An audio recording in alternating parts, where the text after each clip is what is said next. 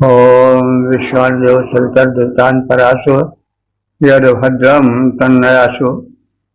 ओम भद्रम कर्णे श्रीयाम देवा भद्रम पश्येमाक्षभिर्यजत्राः विश्वैरंगैस्तुष्वांस्तनूर्भिर्विषेमहि देवहितं यदायुः।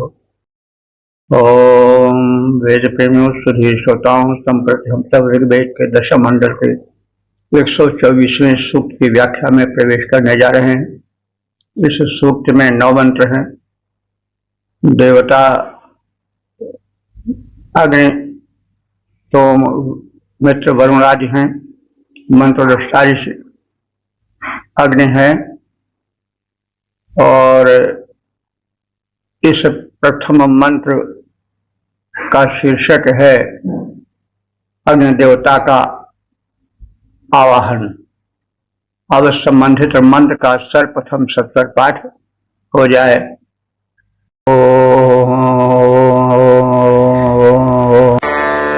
इमन्नो अग्न उपयज्ञमेहि पंचजा मंत्रव्रतम् सप्तदन्तम् असो हव्यमाणुतनः पुरोगाज्योगे पदेर्घन्दम आशजिष्ठाः।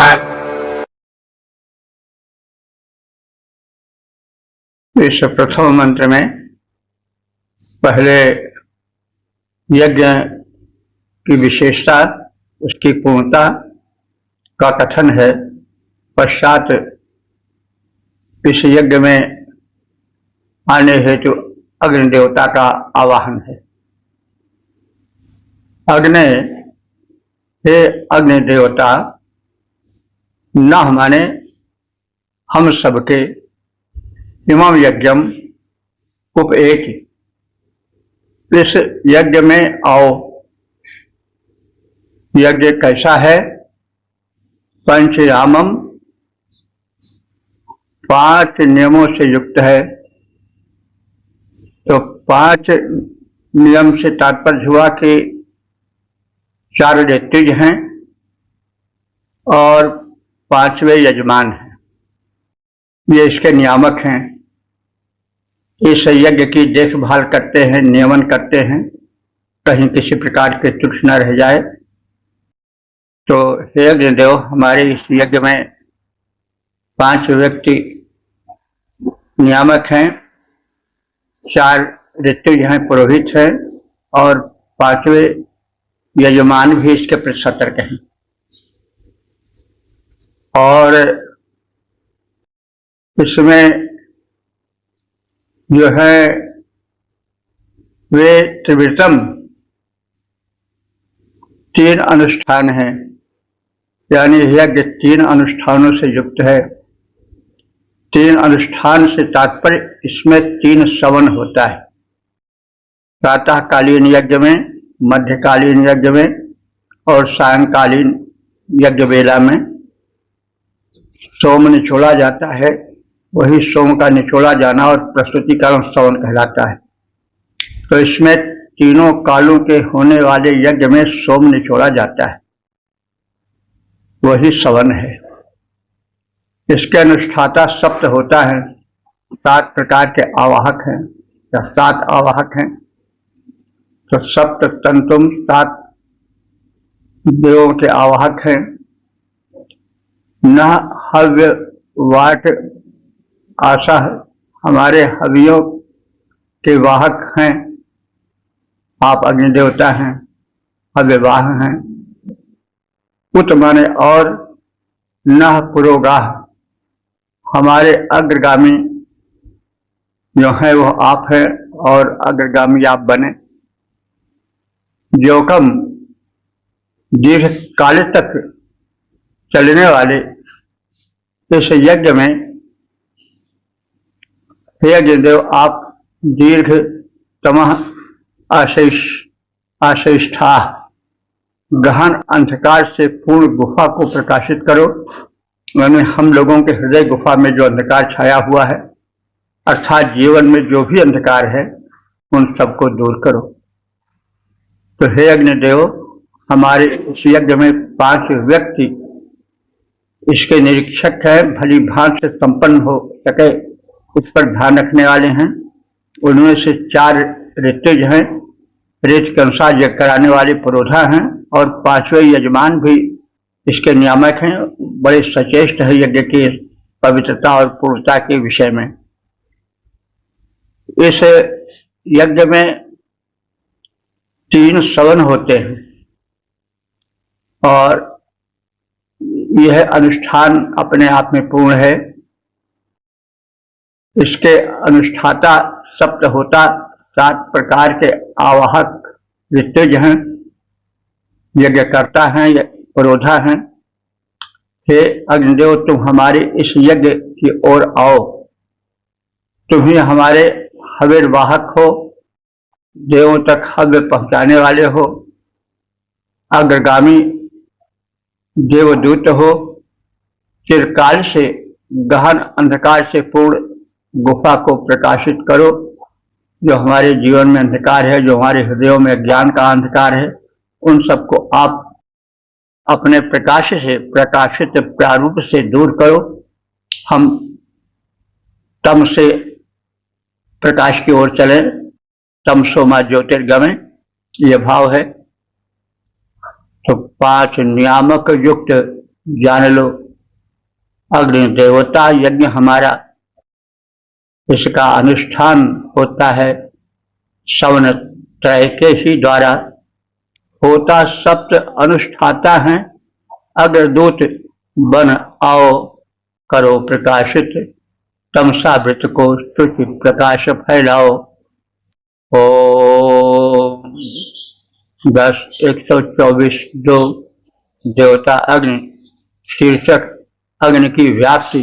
अब संबंधित मंत्र का सर्वप्रथम सप्तर पाठ हो जाए।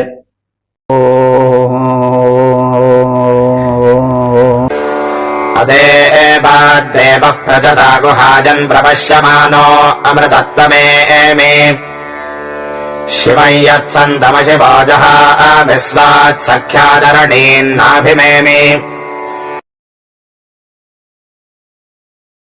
इस दूसरे मंत्र में अग्नि देवता के अव्यक्त अवस्था से व्यक्त अवस्था में आने और फिर व्यक्त अवस्था से अव्यक्त अवस्था में चले जाने का कथन है।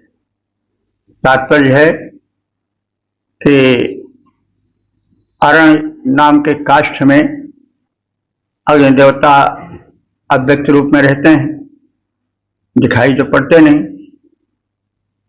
पश्चात जब संघर्षण होता है काष्ठ का, अरण्य का, तो वे प्रकट होते हैं।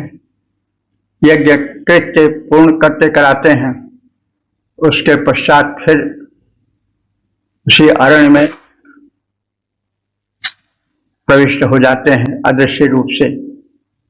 तो इसको अग्नि स्वयं अपने मुख से कह रहे हैं। अग्नि की उक्ति है कि हे उपासकों, अदेवात अर्थात अदेव यानी दीप्तहीन अवस्था से मैं देवों से प्रार्थित होकर गुफा प्रचता अरण्य के गुफा में गुप्त रूप से रहता हुआ देवा प्रपश्यमाना, मैं दीप्ति के रूप में दृश्यमान होता हूं। अमृतत्वम ऐमि, और अमरता को ऐमि माने प्राप्नोमि, अमरत्व को प्राप्त होता हूं। शिवम संतम अशिवः जहामि, शिवम संतम माने कल्याण से युक्त होने पर मैं अशिवः जहामि, अशिव को, अकल्याण को, अशोभन को नष्ट कर देता हूं, उसे त्याग देता हूं। पुनः यज्ञ के पूर्ण हो जाने पर नाभिम अरणिम स्वात सख्यात एमि, मैं अरण्य के नाभि में, अरण्य के मध्य में, वे अरण्य जो कि हमारे चिर सखा हैं उनमें फिर प्रविष्ट हो जाता हूं। अग्नि की उक्ति है देवता मेरी प्रार्थना करते हैं और मैं देवों द्वारा प्रार्थित होकर दीप्तहीन अवस्था से अव्यक्त अवस्था से व्यक्तावस्था में आता हूं और अरण से प्रकट होकर के दीप्ति धारण करता हूं और चारों ओर याज्ञिक क्रिया का निरीक्षण करता हूं और इस प्रकार से मैं अमरत्व रूप अपना दिखाता हूं। जब यज्ञ निर्विघ्न समाप्त हो जाता है, संपन्न हो जाता है, तब मैं फिर अदृष्ट हो जाता हूं, व्यक्त से अव्यक्त हो जाता हूं और यज्ञ को छोड़ देता हूं, अर्थात यज्ञ भूमि से अदृश्य हो जाता हूं और अपने चिर सखा, अपने उत्पत्ति स्थान अरण्य में सूक्ष्म रूप से फिर प्रविष्ट हो जाता हूं। मैं देव प्रार्थना पर अव्यक्त सेव्य दीप्त हो जाता हूं। मैं देव प्रार्थना पर अव्यक्त से व्यक्त रूप में आता हूं। फिर हविर भाग से हो प्रदीप्त अमरत्व देव पद पाता हूं। जब यज्ञ समापन होता तब मैं फिर अदृष्ट हो जाता हूं। निज उत्पत्ति स्थल फिर सखा अरण्य में जाकर पुनः समाता हूं। ओ 10:124 3 देवता अग्नि शीर्षक यज्ञोचित स्थान। अब संबंधित मंत्र का सत्तर पाठ हो जाए।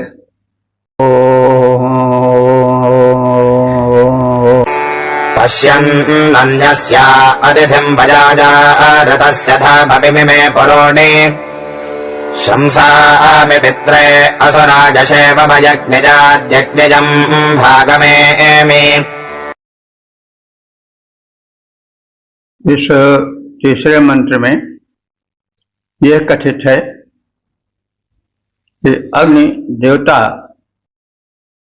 बता रहे हैं कि मैं सूर्य के गमन मार्ग का अनुसरण करता हूं, अर्थात सूर्य के कारण जो ऋतु परिवर्तन होता है उस ऋतु परिवर्तन के हिसाब से यज्ञ मेरे माध्यम से होता है। इसलिए ऋत्विज कहा गया है, नहीं जो यज्ञ कराने वाले पुरोधा हैं, क्योंकि यज्ञ में एक ही प्रकार का जो है वह हव्यार्पण नहीं होता है। जो यज्ञीय वस्तुएं हैं वो ऋतु के अनुकूल अग्नि को हव्य के रूप में प्रदान की जाती हैं। जैसे मनुष्यों के लिए ऋतु के अनुकूल भोजन की सलाह दी जाती है कि हर पदार्थ को हर ऋतु में नहीं खाना चाहिए, कुछ पदार्थ वर्ज्य हैं, जैसे चैत्र गुड़ बैसाखे तेल जेठ के पंथ आषाढ़ के वेल, ये सब कहा गया है। तो उसी प्रकार से जो यज्ञ होता है, जो देवार्पण होता है, वो भी ऋतु के अनुसार हव्य पदार्थों से होता है। तो वही बात बताई जा रही है।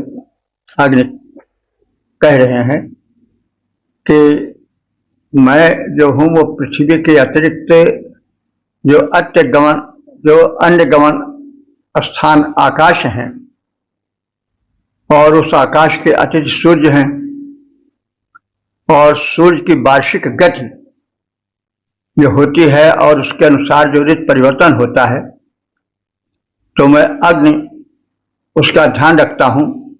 मेरे अनुसार यज्ञ क्रिया संपन्न होती है तो जो आहुति होती है, हव्यार्पण होता है, वो ऋतुओं के अनुसार होता है।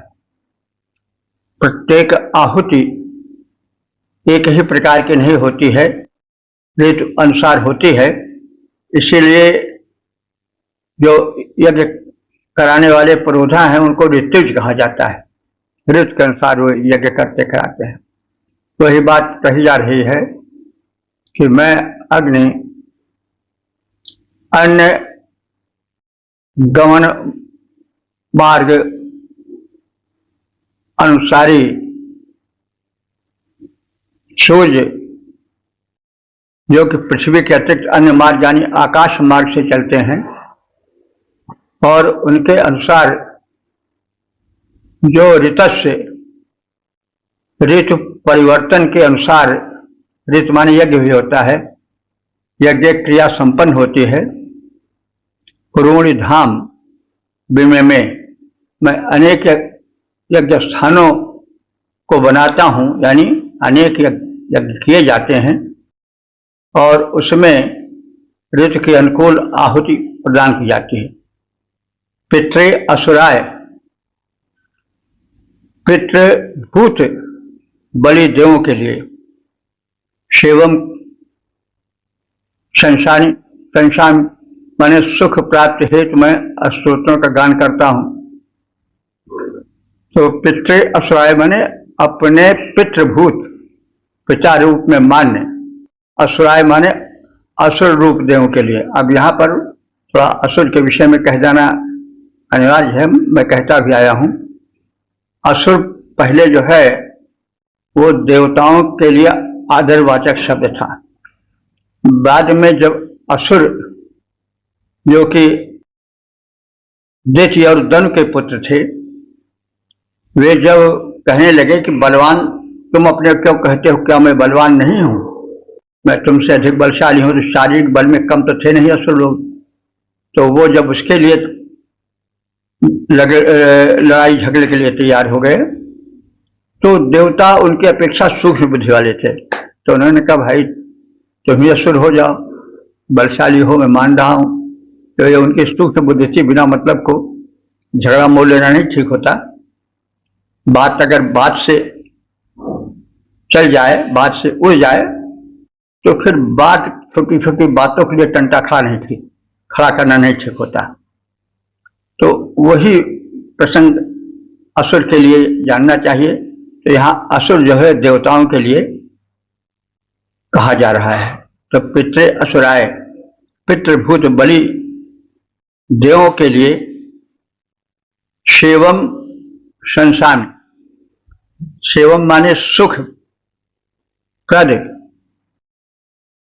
यज्ञ करता हूं और सुख प्राप्त के लिए स्तोत्रों का गान करता हूं। अग्नि का कथन है, माने मैं गान करता हूं या ज्ञान कराने का प्रबंधन करता हूं। अभियात अयज्ञात माने यज्ञीय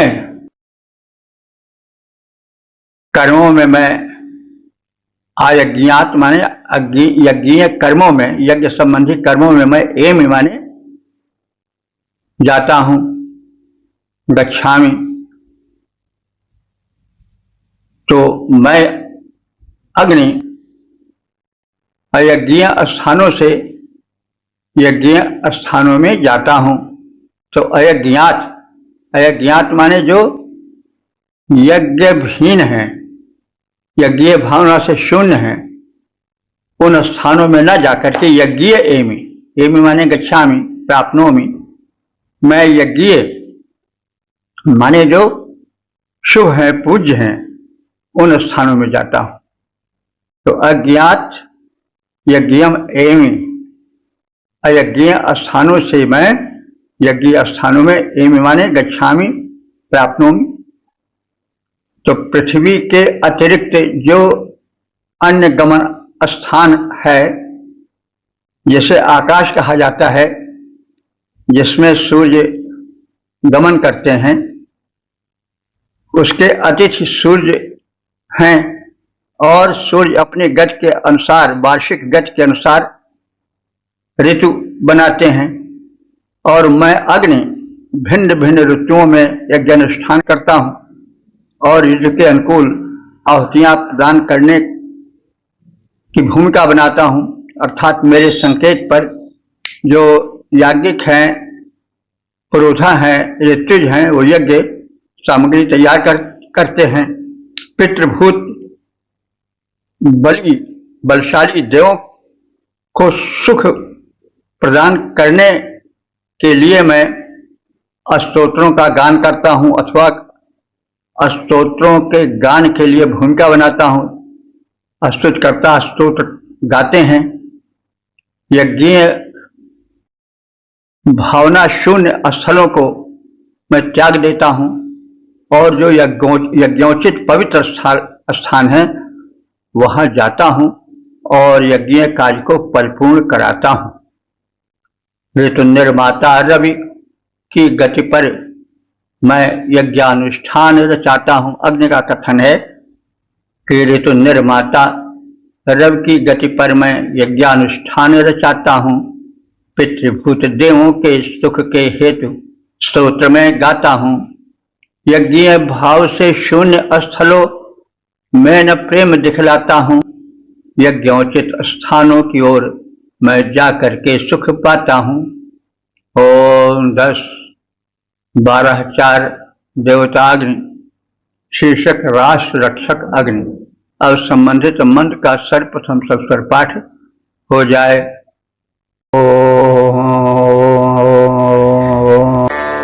बह्वे सवा अकरमन्दरस्मिन्निन्द्रम् वृणानः पितरम् जहामि अग्निः स्वाभावरुणस्ते च वन्दे पर्यावर्त्राष्ट्रम् ददभाम् याजन्।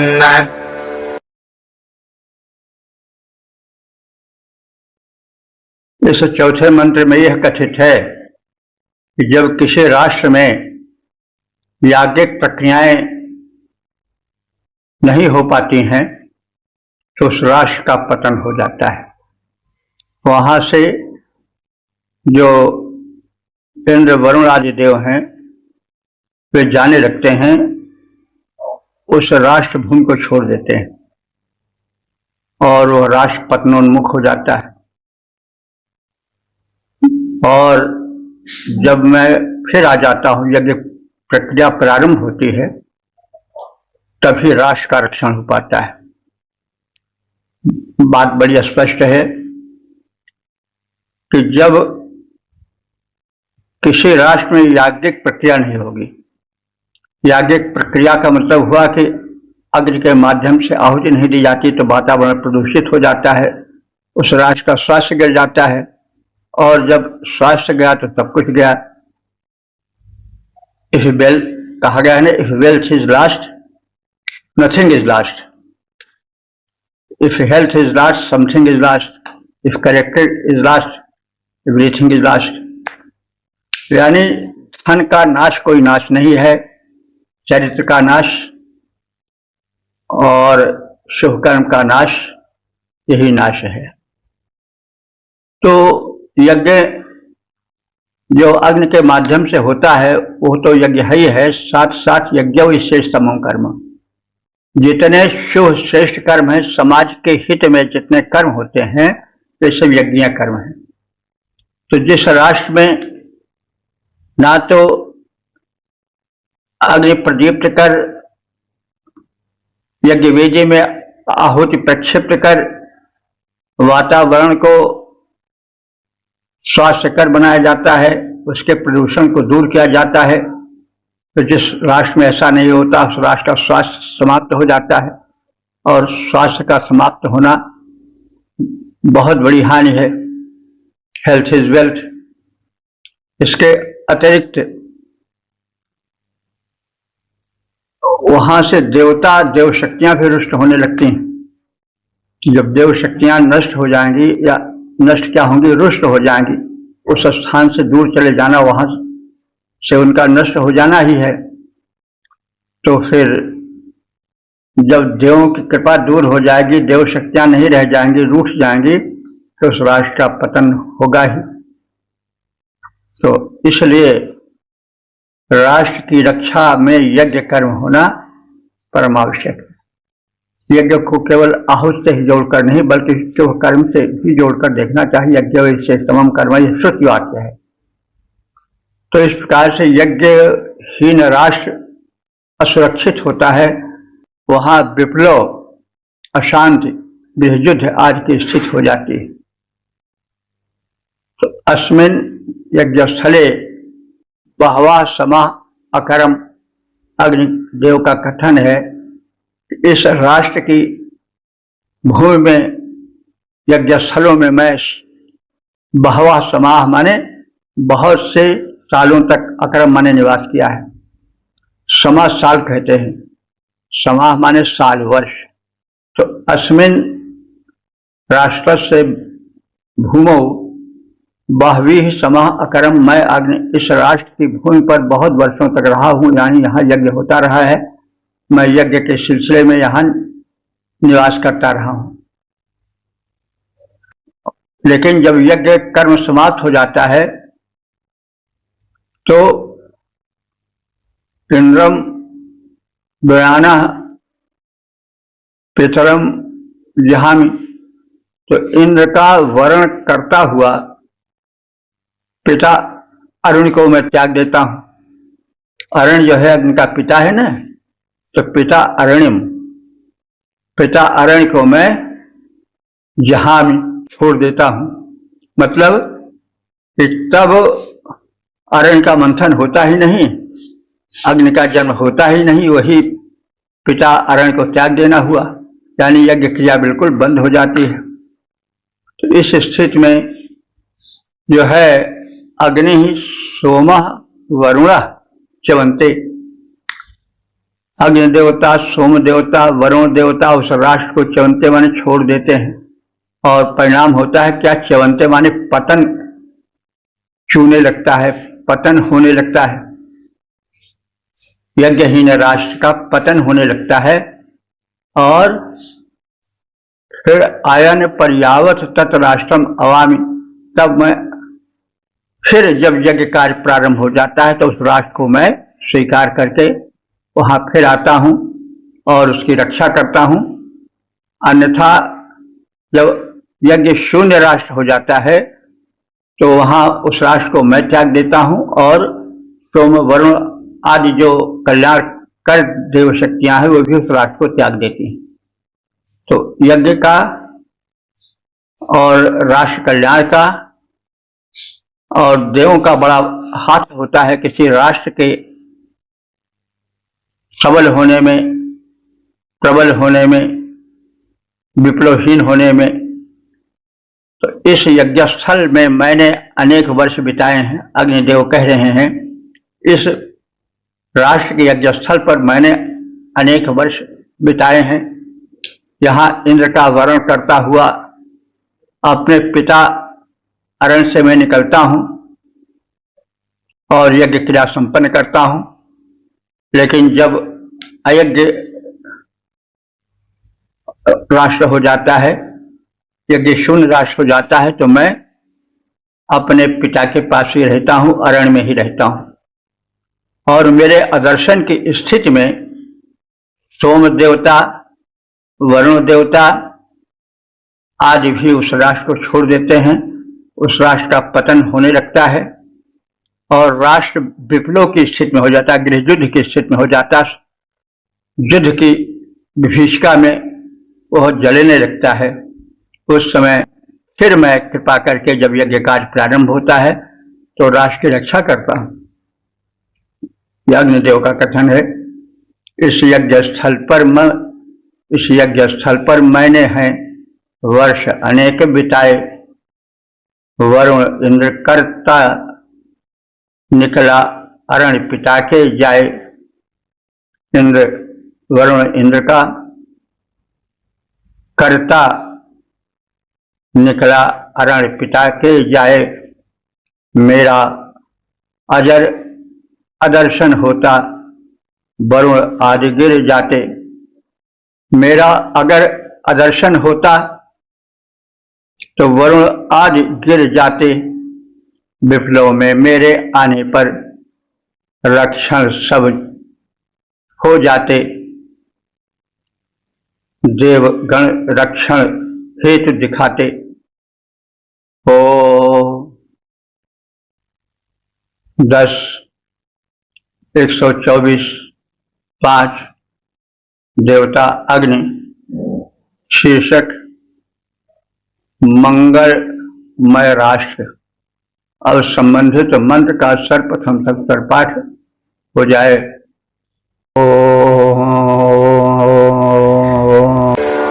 निर्मल हनुमाजा उत्ये असुरा अभवन्तम् च मा वरुणकामजासे ऋतेन राजन्नृतम् विपिन्सन् मम राष्ट्रस्याधिपत्यमेहि।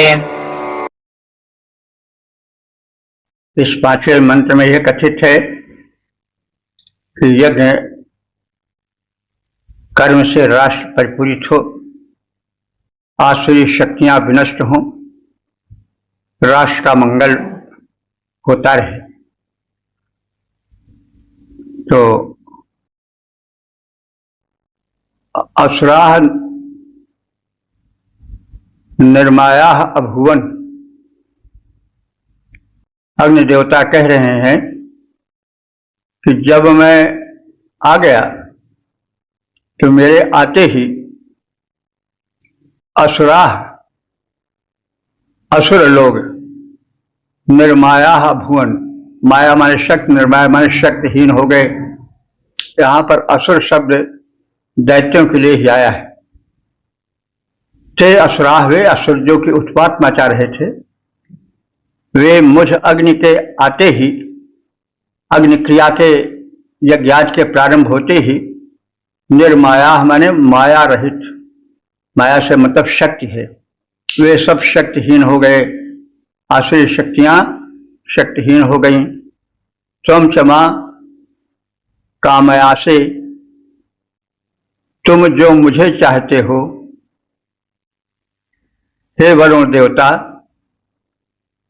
तुम मुझे चाहते हो तो ऋतेन, यज्ञ के द्वारा अथवा सत्य के द्वारा, अनृतम विवंचन, अनृत माने असत्य को पृथक करो, और यही मेरी सबसे बड़ी उपासना है। तो यज्ञ प्रारंभ हो और असत्य दूर हो। मैं यही चाहता हूं कि यदि देव मुझसे प्रेम करते हैं तो ऐसा वातावरण बनावें कि वहां यज्ञ हो, असत्य दूर हो, और उसके फलस्वरूप मम राष्ट्र से, मेरे राष्ट्र के आधिपत्यम, मेरा राष्ट्र स्वामित्व प्राप्त करे, यानी मेरा राष्ट्र दीनहीन होकर न जिए, बल्कि विश्व में अपना स्वामित्व स्थापित करे, अपनी श्रेष्ठता स्थापित करे। तो मेरे आते ही असुर शक्तिहीन हो गए, यानी जब मैं आया, यज्ञ कर्म प्रारंभ हो गया, तो राष्ट्र से जो आसुरी शक्तियां थीं वे शक्तिहीन होने लगी। तो हे वरुण देव, मेरी प्रार्थना सुनो, मेरा निवेदन सुनो और मुझसे प्रेम करो। हे परमात्मन, सत्य से असत्य को पृथक करो और मेरे राष्ट्र का आधिपत्य स्वीकार करो। यानी मेरा राष्ट्र अपना आधिपत्य चारों ओर जमाए, हमारे राष्ट्र का सिक्का जम जाए। मेरे आते ही असुर शक्ति से देखो हो गए हीन, मेरे आते ही असुर शक्ति से देखो हो गए हीन। हे वरुण, करो प्रार्थना हमारी, भाव से हो पीन। हे परमात्मन, शीघ्र सत्य से विलग असत्य करो, स्वामित्व करो स्वीकार राष्ट्र में, मंगल भूरि भरो। स्वामित्व करो स्वीकार राष्ट्र में, मंगल भूरि भरो। ओम 10:124 देवता सोम, शीर्षक सोम स्तुति। अब संबंधित मंत्र का सर्वप्रथम सत्तर पाठ हो जाए।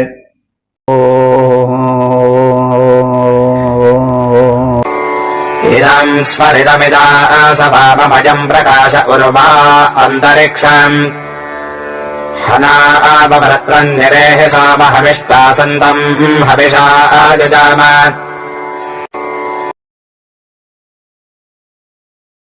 इस मंत्र में जो है वो सोम स्तुति की गई है, यानी सोम को सम्मान दिया गया है अग्निदेव द्वारा, और उनसे आग्रह किया गया है कि मैं अग्नि और तुम सोम एक हो जाएं, मिल जाएं और अपनी मिलित शक्ति से वृत्तासुर का विनाश करें। वृत्त जो कि राष्ट्र की उन्नति में बाधक है, घेरा डाले पड़ा है, जीवन स्वरूप जल की वृष्टि नहीं होने दे रहा है, यानी जीवन को संकट में डाले हुए है।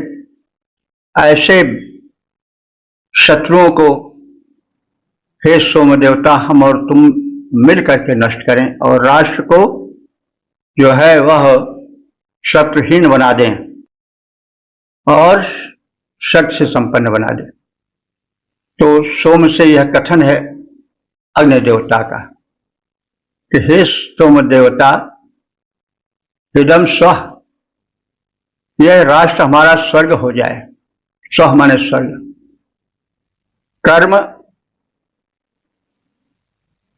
पूर्ण हो जाए, कर्म हीन न रहे, कर्मठ बन जाए। वामम आस, यह बड़ा वाम, वाम माने रमणीय भी होता है। वाम माने बायां विपरीत भी होता है, लेकिन वाम माने रमणीय होता है, इसलिए शंकर जी को वामदेव कहा गया है, जो कल्याणकारी हैं, रमणीय हैं। तो वामम आस, यह राष्ट्र रमणीय बन जाए, आकर्षक बन जाए, पुरु माने विस्तृत बन जाए, और वृत्तम हनाव, यह जो वृत्त माने राष्ट्र के उन्नति में विरोधी शक्ति वृत्त है, वृत्तासुर है, इसको हनाव, हनाव माने मारे, दो वचन है, इसलिए हम और तुम मिलकर माने, यानी मैं अग्नि और तुम सोम देवता जो शक्ति के मूल ऊर्जा स्रोत हो, दोनों मिल जाएं और इस वृत्तासुर का विनाश कर डालें। क्योंकि वृत्त जीवन का अवरोधक है, जल का अवरोधक है, जल जो है जीवन का पर्याय है, राष्ट्र के उन्नति में बाधक है। तो ऐसे बाधक वृत्तासुर को हम दोनों मिलकर के मार डालें, नष्ट कर डालें। हनाव हे सोमदेव, तुम प्रकट हो, तुम्हारी शक्ति दिखाई पड़े, शक्ति के माध्यम से तुम अपने प्रभाव को प्रकट करो। हवि संतम हविषा यजाम, हम तुम्हारे लिए, तुम्हारे समादर हेतु, पूजा हेतु हवि प्रस्तुत कर रहे हैं और तुम्हारा हवि माध्यम से पूजन कर रहे हैं। अग्नि की सोम के प्रति उक्ति कि हे सोम देवता, हे ऊर्जा के मूल स्रोत, तो यह जो सुंदर स्वर्गतुल्य हमारा देश है, यह अति रमणीय बने, रमणीय है और अत्यधिक रमणीय हो। यह जो प्रकाश और व्यापक अंतरिक्ष है, यह हम सबके लिए कल्याणकर हो। जो वृत्तासुर हम सब के कष्ट का कारण है, जीवन के लिए बाधा है, जलावरोधक है, प्रगति पथ का अवरोधक है, रोड़ा है, उसका संहार हम तुम दोनों मिलकर करें, क्योंकि यह बड़ा प्रबल है। तुम यजनीय हो, हम हव्यार्पण द्वारा तुम्हारे पूजन का प्रबंधन करते हैं। हे सोम देवता, सुंदर स्वर्ग है, व्यापक अंतरिक्ष रमणीय, इन सबको देखो, ये सब हैं व्यापक और परम कमनीय। हम दोनों उत्पन्न हुए हैं, वृत्तासुर का हो संहार, तुम हो हव्य, हव्य से अर्पित तुमको है पूजा उपहार। 10 124 7। देवता मित्र वरुणादि, शीर्षक मित्रादि देवों से लोक कल्याण और संबंधित मंत्र का सर्वप्रथम सस्वर पाठ। हो जाए।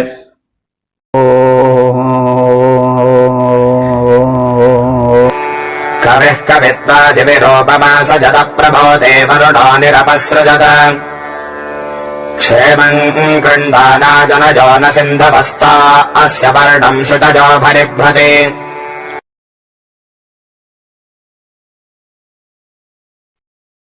इस 7वें मंत्र में मित्र वरुण देवता के उपकारों का कथन है। मित्र देवता सूर्य रूप में हैं, वरुण देवता जल के अधिपति हैं। वे समुद्र के जलीय स्थल के नियामक हैं, इसीलिए समुद्र को वरुणालय भी कहा जाता है, क्योंकि वरुण देव वहां निवास करते हैं, वह उनकी कर्म भूमि है।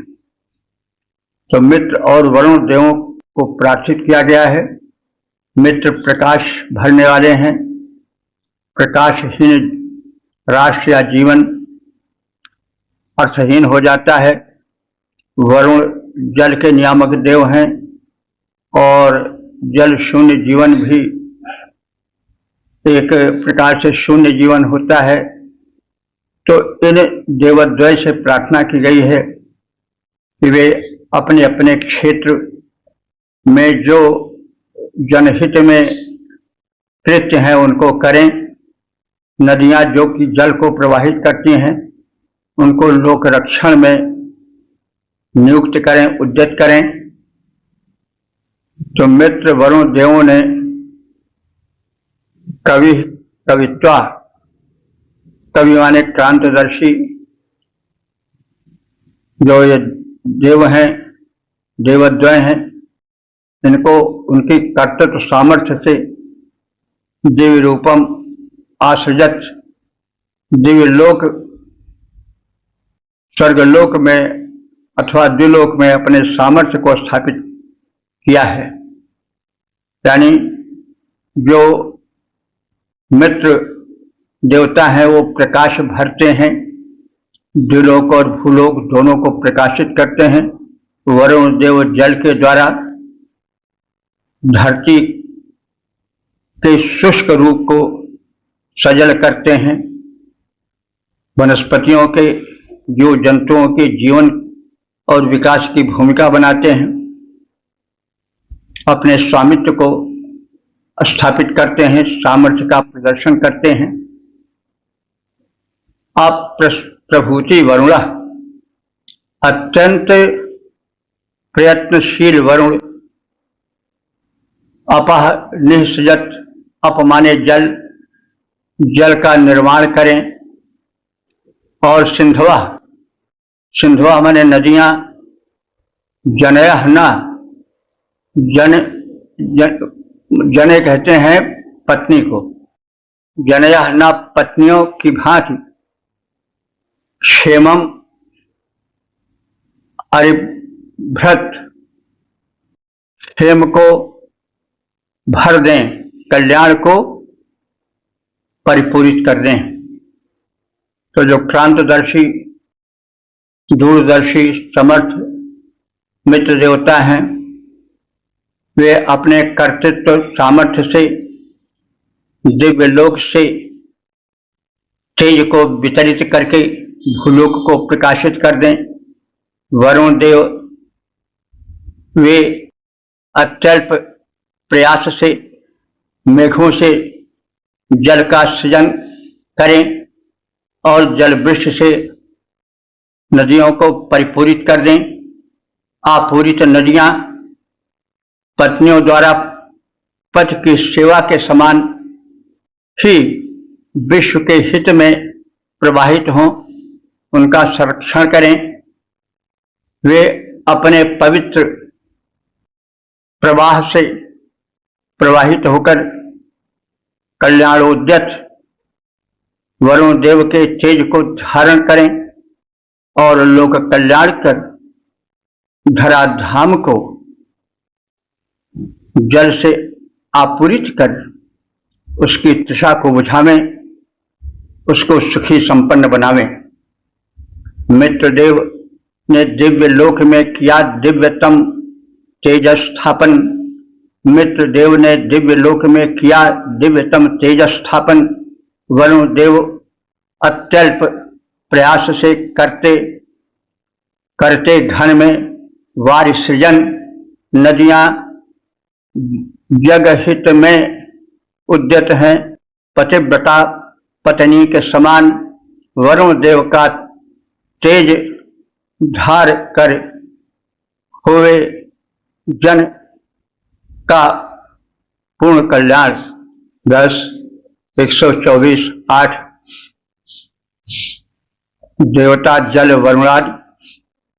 शीर्षक जल वरुणादि से उनके कल्याण प्रदर्शन हेतु कामना। और संबंधित मंत्र का सर्वप्रथम सस्वर पाठ हो जाए।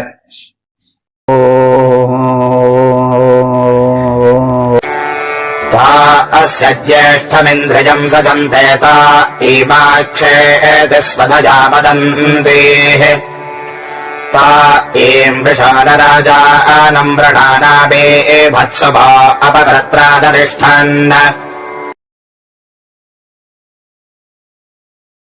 इस 8वें मंत्र में वरुण की महत्ता और जल का उनके आश्रित होकर रहने का कथन है। ताह अस्य ज्येष्ठम इंद्रियम सचन्ते। वे जल अस्य इस वरुण के श्रेष्ठ सामर्थ्य को धारण करते हैं।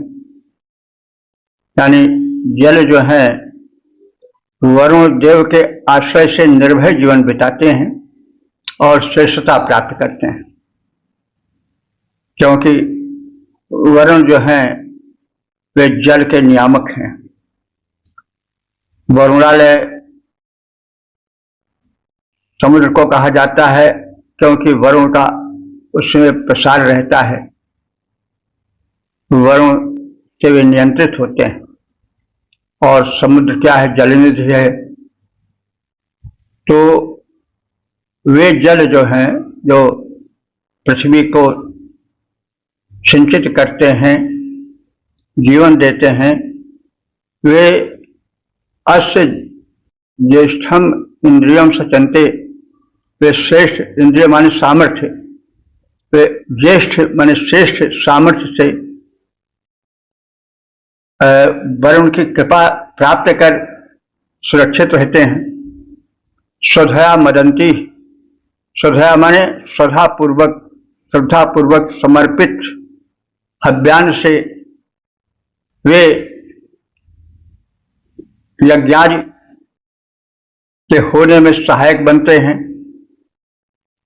और विषहना, विष कहते हैं प्रजा को, न माने समान। देखिए विष जो होते हैं ये तालवीशा है।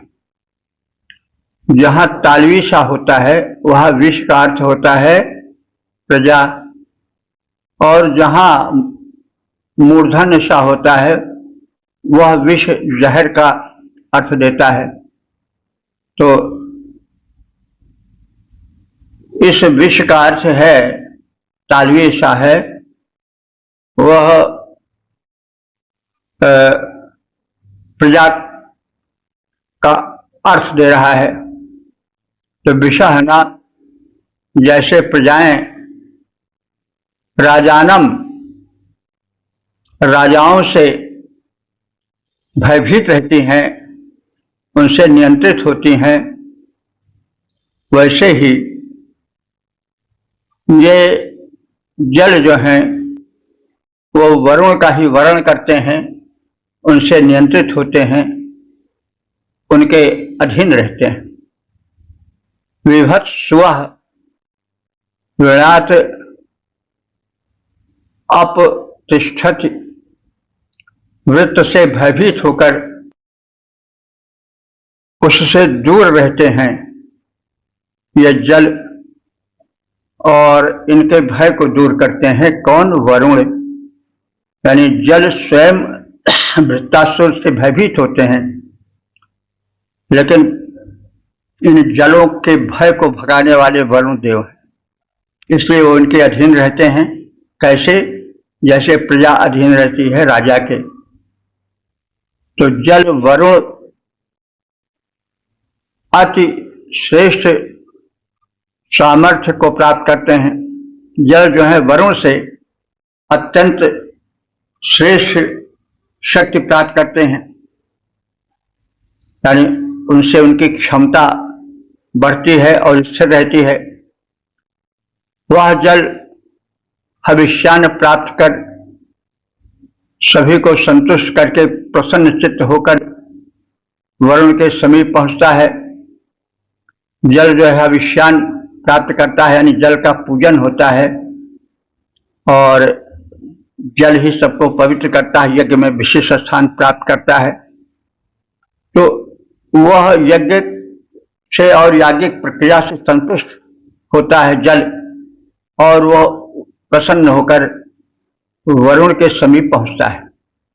जल और वरुण का निकट का संबंध है।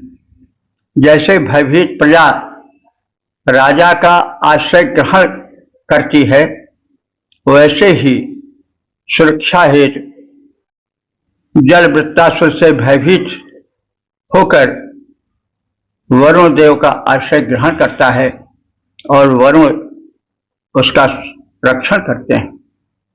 जल वरुण देवता के समर्थ आश्रय को पा जाता है।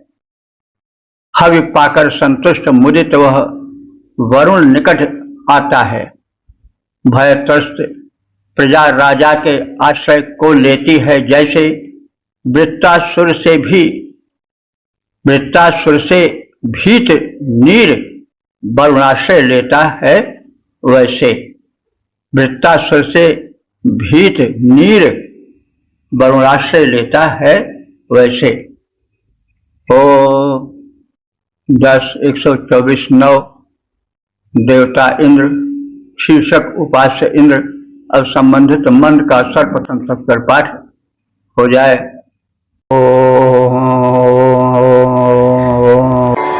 देवत्सोनां सयुजम् हंसमाहुरपान् दिव्यानां सख्येतरन्तम् अनुष्टभमनुचर्चोर्यमाणमिन्द्रन्निचिक्यः कवयो मनीषा।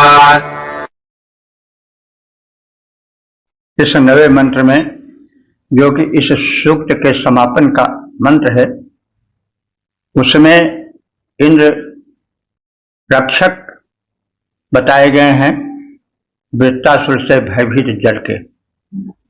और इस संदर्भ में कहा जा रहा है कि बीभत्सु नाम जला नाम, भयभीत जलों के संयुजम हंसः आहु के रक्षक, उसके भय को मिटाने वाले हंस आहु माने कहे गए हैं।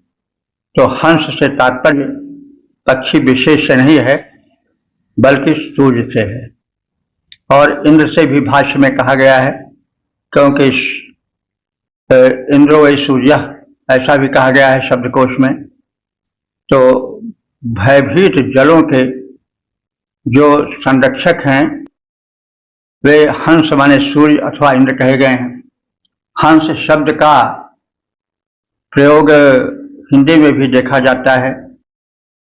ये साकेत में एक स्थान पर संभवतः हो 9वां अध्याय है,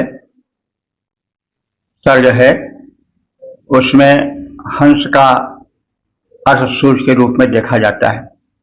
सख नील नभस्सर में निकला यह हंस हा तरता तरता, ये सूर्य रूपी हंस तैरता हुआ निकला। हंस मोती चुकता है तो अब तारक मौक्तिक शेष नहीं निकला जिनको चरता चरता। तो बीभत्सु नाम जला नाम संयुजम हंस, ये हंस यानी सूर्य अथवा इंद्र भयभीत जलों का रक्षक है। भयभीत जल क्यों रहते हैं? क्योंकि वृत्तासुर जल को अपने आतंक से रोके रहता है, वृष्टि नहीं होने देता है। जल भरे हैं इसलिए कि वे धरती पर आवे, पिपासा कुल धरती की प्यास बुझावें, लेकिन वृत्तासुर रोके रहता है, उनके भय से भयभीत हुआ रहता है। इस स्थिति में इंद्र उसका भय हरण करते हैं, वज्रपात द्वारा, विद्युत के चमकने द्वारा उस वृत्तासुर को वृष्टि अवरोधक शक्ति को नष्ट करते हैं और जल निर्भय होकर के वृष्टि के रूप में फूट पड़ते हैं, धराधाम की तृषा को बुझाते हैं। तो विभत्सु नाम जलानाम सौजम हंसा आहु, आहु माने कहा गया है भयभीत जलों का सखा हंस सूर्य अथवा इंद्र कहा गया है। दिव्या नाम अपाम सख्य चरंतम अनुष्टुभम, दिव्य जलों के मित्र भाव की स्थिति के संरक्षक और अस्तुत्य सूर्य और इंद्रदेव चर्चूयमाणम माने विचरणशील हैं और ये कवया ज्ञानी हैं और ज्ञानी इंद्र अथवा सूर्य की मनीषा चिक्की मनीषा कहते हैं, बुद्धि पूर्वक विचार पूर्वक भाव भरी अस्तुति से ये उपासना करते रहते हैं सूर्यदेव की अथवा इंद्रदेव की। भयभीत जल के मित्र हंस सूर्य या इंद्र कहे जाते हैं। वे दिव्य गुणों से युक्त जल की मित्रता में स्थित और अस्तुत्य हैं, अस्तुत्य के योग्य हैं। इन गुणों से युक्त इंद्र की ज्ञानी जन भाव भरी स्तुतियों से उपासना करते हैं। भयभीत जलों के मित्र सूर्य या इंद्र कहे जाते हैं। जल की मैत्री में स्थित होकर स्तुतियां पाते हैं। अस्तुत्य भली विधि देव प्रवर पूजे वे बहुविध जाते हैं। ज्ञानी ऋषियों द्वारा आराधित होकर पूजा पाते हैं। इस प्रकार से हम सब ने ऋग्वेद के 10वें मंडल के 124वें सूक्त के 9 मंत्रों की संक्षिप्त व्याख्या से परिचय प्राप्त किया। अब तक ले जो कुल मंत्र व्याख्यायित हो चुके हैं उनकी संख्या हो चुकी है 10,206। तो यह सौभाग्य का विषय है, वेद भगवान की कृपा है, प्रभु की अनुकंपा है। तो यह सूक्त जो समर्पित है वो अग्निदेव को, वरुण देव को, अग्निदेव को, आदि देवों को समर्पित है। इसमें वरुण मित्र अग्नि आदि की प्रार्थनाएं हैं, उनसे कल्याण की कामनाएं हैं। अग्नि देव से कामना है कि वो यज्ञ कराएं, पवित्र कराएं और अपने पितृस्थान जो कि अरण्य है उससे निकलें, यज्ञ पूरित कराएं। अग्नि देव स्वयं इसको कहते हैं कि मैं अरण्य में जो कि मेरा पितृस्थान है वहाँ छिपा रहता हूँ और लोक कल्याण के लिए यज्ञ में प्रकट होता हूँ और यज्ञ का करा करके फिर अरण्य में चला जाता हूँ। तो यज्ञ माने शुभ कार्य जहाँ होते हैं, जहाँ पर यज्ञ होता है, यज्ञ वे श्रेष्ठतमं कर्म, वहाँ पर कल्याण होता है। जिस राष्ट्र में यज्ञ नहीं होता है वह राष्ट्र विप्लव का शिकार बन जाता है। वहाँ गृह युद्ध भी होता है और बाह्य आक्रमण भी होते हैं। इसलिए अग्नि उपासना परम अनिवार्य है। अग्नि जो है वे शक्ति के भी प्रतीक हैं, ऊर्जा के प्रतीक है, ऊर्जा के उत्पादक हैं, साथ साथ प्रकाश के, और हव्य रूप में यज्ञ में सुगंधित धूम फैलाकर रोग के कीटों के और प्रदूषण के हरण करता भी हैं। देवों को वो हव्य पहुंचाते हैं, दिव्य शक्तियां उनसे पोषण पाती हैं और जनहित में कार्य करती हैं। इसके साथ साथ वरुण आदि देवों की भी प्रार्थनाएं हैं। मित्र के देवताओं की प्रार्थनाएं हैं। ये सब जलों को पृथ्वी पर बरसने में सहायक होते हैं। वृष्टि न हो तो धरती की पिपासा बनी रहेगी और धराधाम पर रहने वाले प्राणी जीवन नहीं धारण कर सकेंगे। तो इसलिए इन देवों को भी प्रार्थित किया गया है, वे भी सम्मानित हैं। और ये दिव्य शक्तियां जीवन प्रदान करने में, सुख प्रदान करने में सहायक हैं, राष्ट्र की समुन्नति में सहायक हैं, इसलिए इनकी प्रार्थनाएं बार बार की जाती हैं। ये दिव्य शक्तियां हैं, इनके माध्यम से संसार में धराधाम पर जीवन बना रहता है। लहलहाती हुई फसलें, मुस्कुराते और हंसते हुए फूल, इन्हीं सबकी कृपा का परिणाम है जो वृक्ष के माध्यम से पल्लवित पुष्पित होते हैं। तो इन सबके प्रति कृतज्ञता ज्ञापित की गई है और एक ये जीवन बिताने का संदेश दिया गया है। इंद्र से और सूर्य से प्रार्थना की गई है कि वो जलों में जो भय व्याप्त है, वृत्तासुर राक्षसी वृत्ति के कारण प्रदूषण आदि के रूप में, उसका हरण करें, जल को स्वच्छ, निर्मल और जनहितकारी बनावें। जल भयभीत रहता है इन प्रदूषण फैलाने वालों से। जल तो प्रबल है लेकिन फिर भी वो भयभीत रहता है जो प्रदूषण फैलाते हैं या जो उसके शुद्ध रूप को धराधाम पर आने में रोकते हैं। वृत्तासुरीय शक्तियां हैं, सब इनके विनाश की कामना की गई है। और इंद्र से, सूर्य से, सोम देवता से और अग्नि देवता से जीवन के लिए, राष्ट्र की समुन्नति के लिए प्रार्थनाएं की गई हैं। क्योंकि राष्ट्र सुरक्षित रहेगा तो जन भी सुरक्षित रहेंगे। इसलिए व्यक्तिगत और समष्टिगत जीवन के कल्याण की प्रार्थनाएं इन मंत्रों में है। यह सूक्त उपयोगी सूक्त है। इसके भाव को हम ग्रहण करें, जीवन में उतारें, प्रचार और प्रसार करें तथा जनजीवन को सुखी, सक्षम और समर्थ बनावें। इस प्रार्थना के साथ ओम सर्वे भवन्तु सुखिनः, सर्वे सन्तु निरामयाः, सर्वे भद्राणि पश्यन्तु, मा कश्चित् दुःखभाग् भवेत्।